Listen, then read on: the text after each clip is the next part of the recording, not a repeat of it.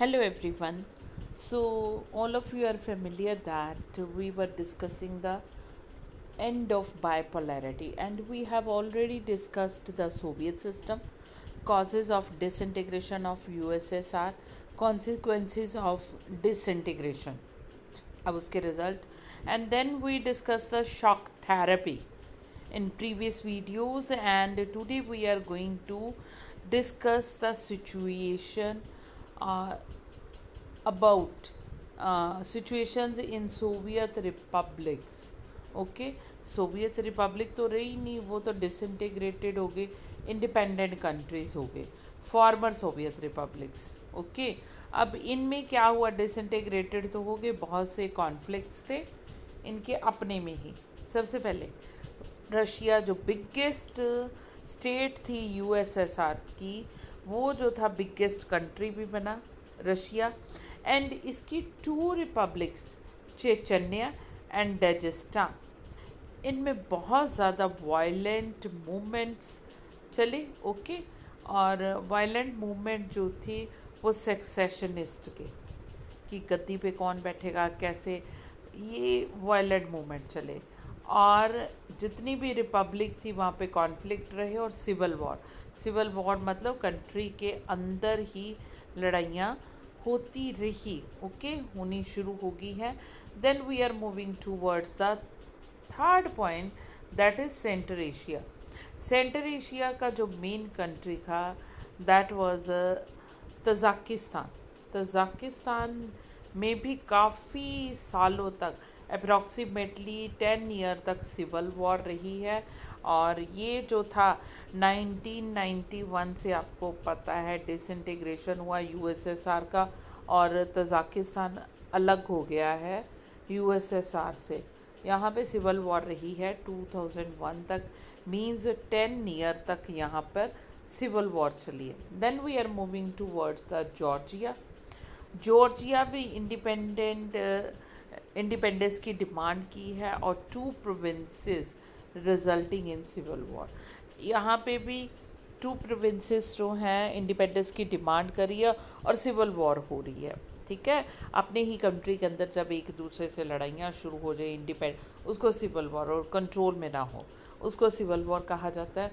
और movement against the existing, जो यहाँ पे रजीम था, सिस्टम था, उनके अगेंस्ट मूवमेंट स्टार्ट होगी. किन किन में, यूक्रेन में, किर्गिस्तान में और जॉर्जिया में.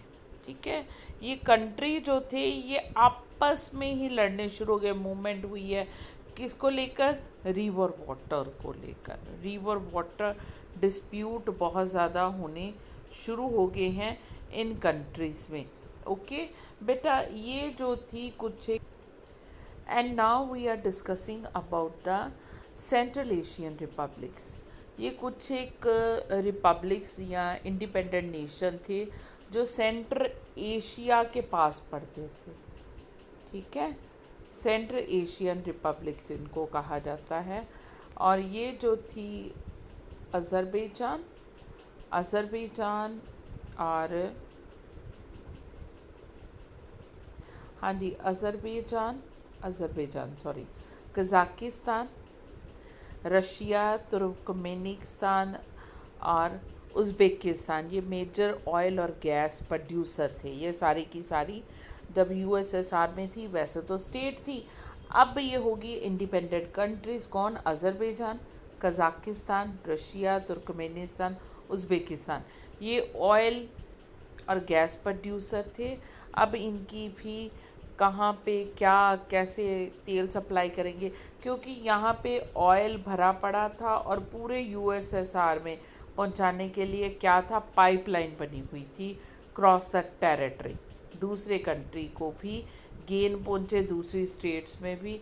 अब ये भी एक जो था हो गया कि इनकी पाइपलाइन दूसरे कंट्री को ऑयल सप्लाई करने के लिए अब दूसरी स्टेट से निकल रही है. अब इनको रेंट देना पड़ रहा था. ठीक है, again we are discussing most of the economies जो थी स्पेशली रशिया की स्टार्टिंग रिवाइवल, सेंट्रल एशिया की जो थी बहुत पहले तो देखा ना स्टैग्नेशन आ गया, डाउन होगी इकोनॉमी, इंफ्रास्ट्रक्चर ये वो, अब जो थी रिवाइव होना शुरू होगी, पुनर्जागरण दोबारा से अच्छी होनी शुरू होगी 2000 तक। कब डिसइंटीग्रेट हुआ था 1991 में, और 2000 तक आते आते अब इकोनॉमी सेट होनी शुरू हो गई, सही होनी शुरू होगी। और 10 ईयर आफ्टर द इंडिपेंडेंस, 10 साल हो गए थे रशिया को भी इंडिपेंडेंट हुए separate. Reason for revival, most of their economies was export of natural resources. Economies अब रिवाइव कैसे होगी, क्योंकि नेचुरल रिसोर्सेज भरे पड़े थे इन कंट्रीज़ में, जैसे कि नेचुरल गैस, ऑयल और मिनरल, ये एक्सपोर्ट करना शुरू किया इन्होंने, बाहर करते थे और इनकी इकोनॉमी रिवाइव हुई। But Azerbaijan, Kazakhstan, Russia, Turkmenistan, Uzbekistan, यहाँ पे ऑयल और गैस प्रोड्यूसर जो थे, इनकी पाइपलाइन दूसरे कंट्री से होकर जाती थी और बड़ा इनको रेंट वगैरह, अदर कंट्री जो थे गेन और ऑयल पाइपलाइन यहाँ पे क्रॉस होती थी और रेंट देना पड़ता था इनको, और कंट्रोवर्सी इनके बीच में ये चली आती थी। ओके बेटा, सो ये जो थी, हाँ जी बेटा जी, now we are discussing the India and Russia के relationship. Okay, after the disintegration of USSR, India और रशिया के रिलेशन कैसे। इंडिया ने अपने रिलेशन मेंटेन किए, good relation with post economist country, यानी कि जितने भी इकोनॉमिस्ट कंट्री थे जब वो डिसइंटीग्रेटेड हुए तो सबके साथ इंडिया ने अपने रिलेशन अच्छे मेंटेन किए हैं।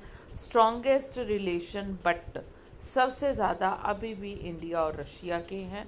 ओके, इंडिया से रिलेशन जो है वो बहुत ज़्यादा इम्पॉर्टेंट है रशिया के साथ। इंडिया की फॉरेन पॉलिसी जो है वो पता ही है, फ्रेंडली रिलेशन विद रशिया, और रशिया ने भी हमेशा साथ दिया है इंडिया का, चाहे यूएनओ में हो कश्मीर इशू के ऊपर वीटो पावर यूज़ करनी, या आपको पता ही है 62, 65, 71 की वॉर जब हुई है तो रशिया ने बहुत ज़्यादा सपोर्ट और साथ दिया है इंडिया का।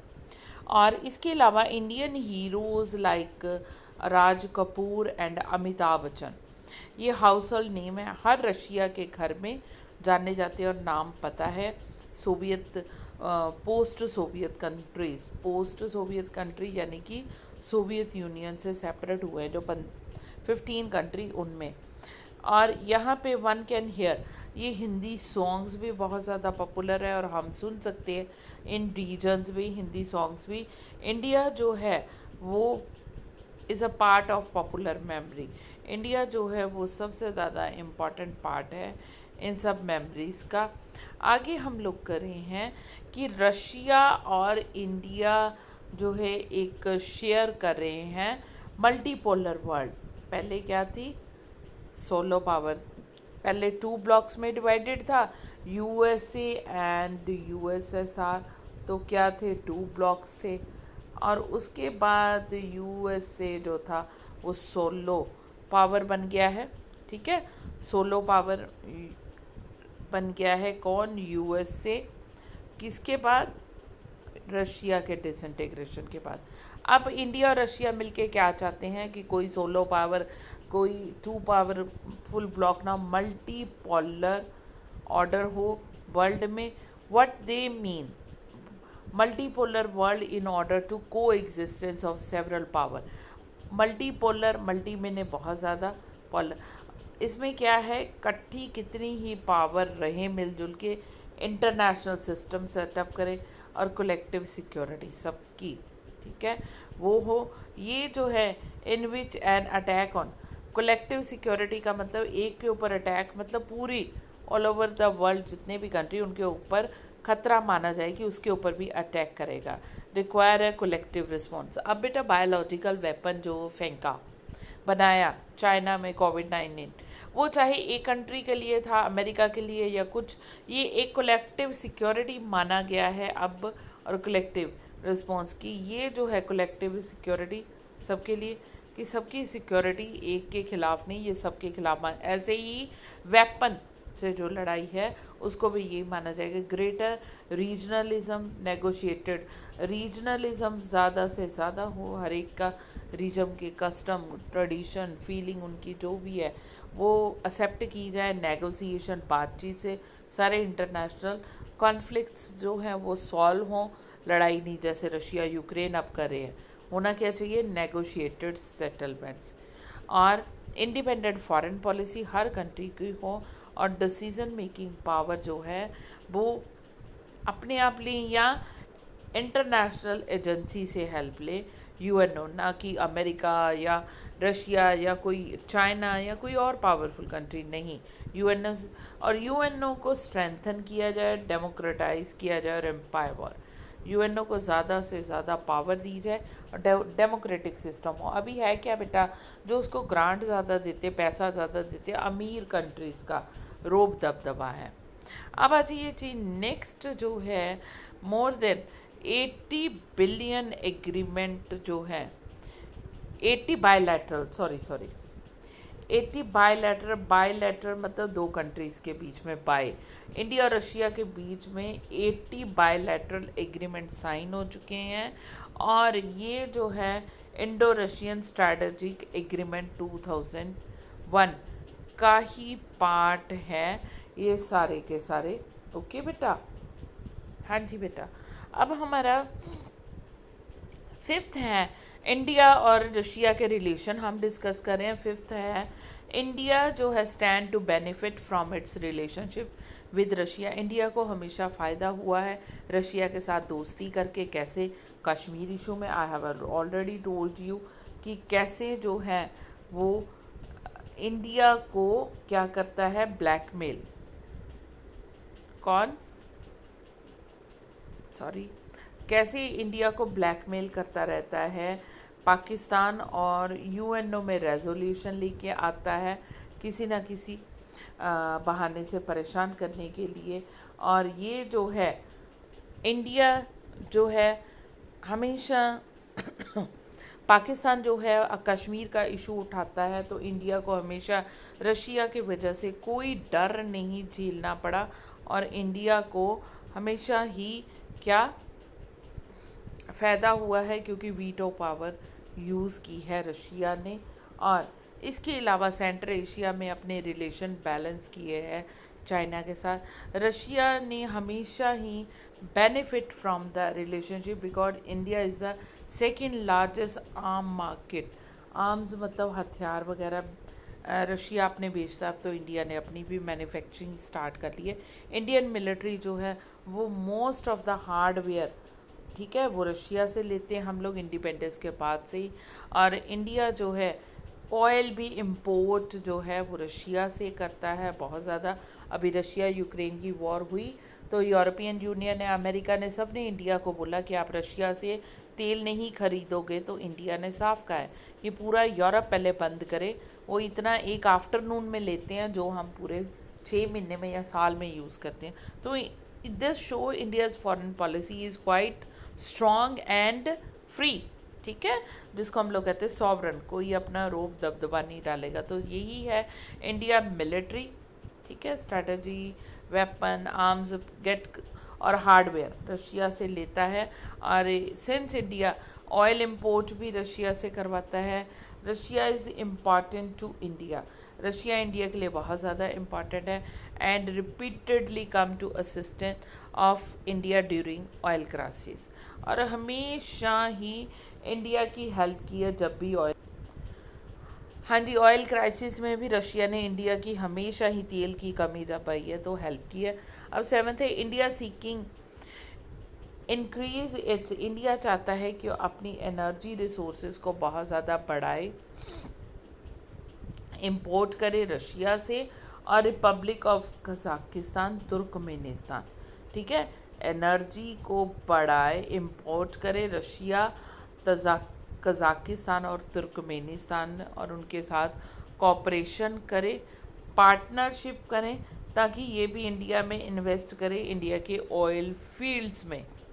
रशिया जो है इम्पॉर्टेंट है, Russia is important for India's nuclear energy, ठीक है, न्यूक्लियर एनर्जी प्लान और प्लांट्स के लिए बहुत ज़्यादा रशिया भी इम्पॉर्टेंट है। Associated India's space industry, India की स्पेस इंडस्ट्री में भी बहुत ज़्यादा हेल्प करता है Russia. For example cryogenic rocket जो है उसमें इंडिया की बहुत हेल्प करता है, और इंडिया को क्रायोजेनिक रॉकेट ऊपर छोड़ने के लिए ये चाहिए होता है, और मूवीज़ में भी दिखाया है, तो ये रशिया प्रोवाइड करता है। रशिया और India have collaborated on various scientific project. Russia और इंडिया ने बहुत से साइंटिफिक प्रोजेक्ट में भी एक दूसरे के साथ कोलैबोरेशन किया है, सहयोग किया है, और वो मिल के चले हैं इंडिया और। हाँ जी, नेक्स्ट हमारा पार्ट है जो हम डिस्कस करने जा रहे हैं, that is on the CIS, Commonwealth of independent states. Okay, ये जितनी भी USSR से इंडिपेंडेंट हुई थी स्टेट्स, कब? 8 दिसंबर 1991 में। और ये जो थी इंडिपेंडेंट स्टेट रीजनल ऑर्गेनाइजेशन उन्होंने इस्टेब्लिश की। कौन कौन से कंट्रीज़ ने? रशिया ने, बेलारूस ने, यूक्रेन ने, अर्मानिया ने, अज़रबैजान ने, Kazakhstan, Kyrgyzstan, Moldova, Turkmenistan, Tajikistan, Uzbekistan, ये सब ने ज्वाइन किया है किसको? CIS, Commonwealth of independent states. और कब ज्वाइन किया है? 21 दिसंबर 1991 को। CIS का एम ही यही था कि जितने भी कंट्री रशिया USSR से, union of Soviet socialist Republic या सोवियत से, यूनियन से, सोवियत यूनियन भी बोला जाता था इसको और USSR भी, सोवियत यूनियन से अलग तो हो गए हैं, बट ये एक दूसरे के साथ कोऑर्डिनेशन करेंगे, ठीक है, और एक दूसरे के साथ फ्री ट्रेड मिलजुल के फाइनेंस लॉ मेकिंग में हेल्प करेंगे, सिक्योरिटी में एक दूसरे की सिक्योरिटी में देखो क्या हेल्प कर रहे हैं। रशिया ने ही यूक्रेन के ऊपर अटैक कर दिया, ठीक है, ये देखिए जो उससे अलग हुआ। अब नेक्स्ट जो है डेमोक्रेटाइजेशन, ठीक है, को सपोर्ट करेंगे, क्रॉस बॉर्डर क्राइम प्रिवेंशन करेंगे और पार्टिसिपेट करेंगे UN पीस कीपिंग फोर्स में। अब CIS कॉमनवेल्थ ऑर्गेनाइजेशन के टोटल मेंबर जो परमानेंट मेंबर हैं 2009, वो हम पीछे हम कर चुके हैं, है ना बेटा। 9 मेंबर ये देख लीजिए, पीछे हमने डिस्कस कर लिए हैं। ये हैं 9 मेंबर, कौन कौन से?